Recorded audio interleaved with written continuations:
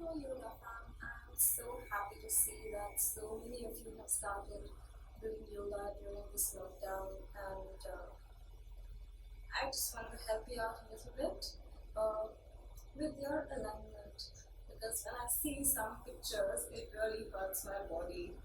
And alignment is really, really important so that one, you don't injure yourself, and two, yoga is all about your breathing and the flow of energy.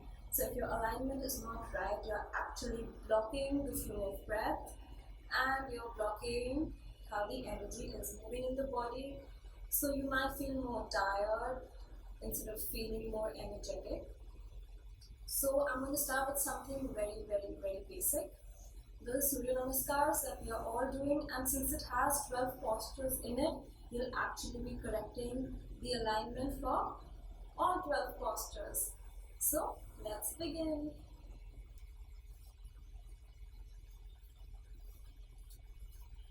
So the first posture we start with is Tadasana, and we come to the top of the mat so that we have space at the back to open up the body. So our feet are close to each other. Our toes are pointing forward. What we want to avoid is taking the pelvis ahead. So what we tend to do sometimes is put the weight on the knees and take the pelvis ahead, and that's how we stand. That actually hurts the lower back. So we want to tuck the pelvis in. That is not sucking the stomach in. It's a tilt in the pelvic muscle, straight in the back. We want our palms to be relaxed and our chin parallel to the floor. And our feet are active over here. Our feet are actively pressing into the ground. So you want to move slightly forward, slightly backward, till you feel the weight in the center of your foot. The weight is divided equally between the front of the foot and the heels. So once you found your center of balance, inhale, exhale, bring your palms together.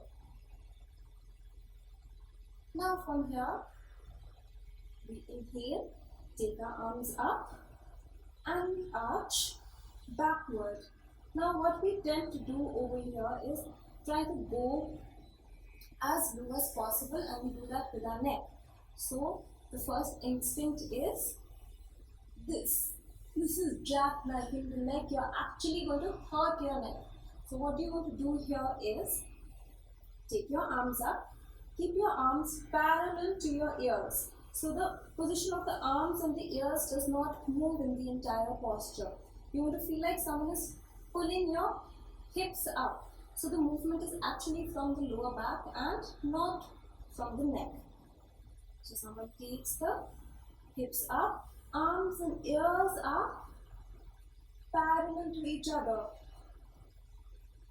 If you feel or you notice that your head is going back, you are straining the neck, you want to slowly bring it back. As the body gets more flexible, you are able to take it further back. Now from here, exhale, coming forward and down. You want to make sure the first thing we do is bend the knees slightly, bring the toes and the fingers in one line. Now what we tend to do here is hyper extend the knees, and can you see the bow that is forming? You want to avoid doing that. The weight right now is on the heels. What we want to do is slightly shift the weight towards the front of the foot. Relax the knees slightly. It is okay if you bend the knees completely as well. If your knees are straight, remember to keep the weight slightly ahead. From here, let's take the right foot back. And you want to take this leg as back as possible and drop the knee on the floor. Now my hands haven't moved at all. My toes and fingers are still in one straight line.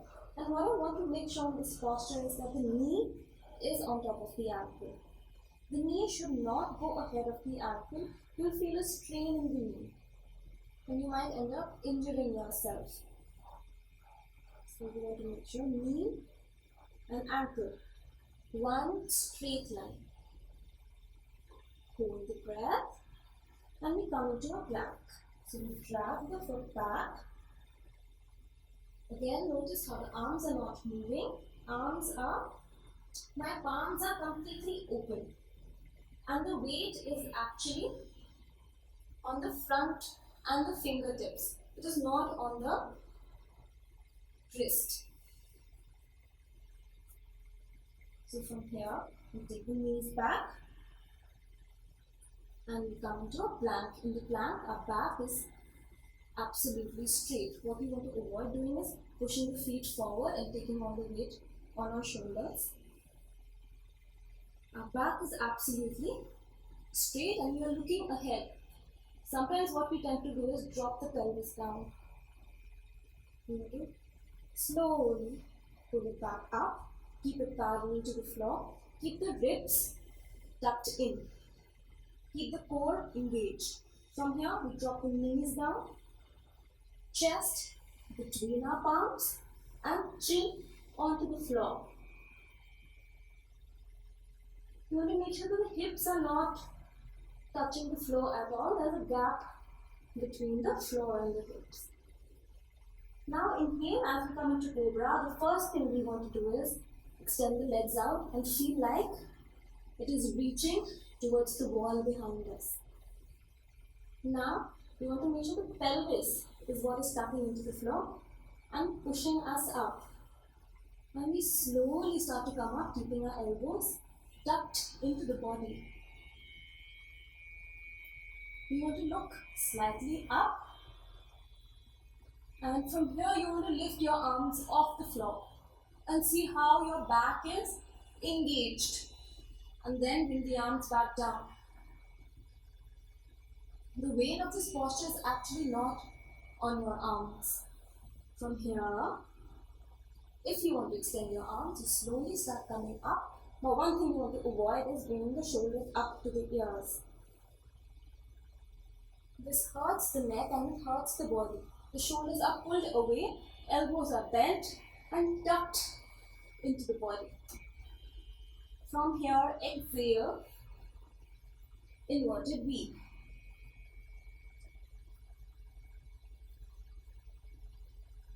Now what we tend to do in the inverted V is bring our weight to the front of the body. So all the weight is on the arms. We want to slowly start pushing ourselves back. We can even bend our knees. And it's okay if your heels do not touch the floor. You want to breathe here and feel like someone is pulling your hips up towards the ceiling. This way your spine will lengthen. And you want to feel that length in the spine. Your shoulders are active. Your entire palm is pressing into the mat. The fingers are still open. And slowly, as the body and the calves become more flexible, you will be able to extend the legs and bring the heels to the floor. Now, if you are a complete beginner, for the next step, drop the knees onto the floor and bring the right leg between your palms. Here you don't want to move your palms, you want to walk your foot forward. Again, making sure the knee and the ankle are in one line. Extend the leg to the back and look forward. Remember, no pressure in the knee at all. And from here, repeating the second asana, bringing the leg forward, you can drag it forward, toes and fingers are still in one line, weight is to the front of the foot, knees are relaxed, they can even be bent.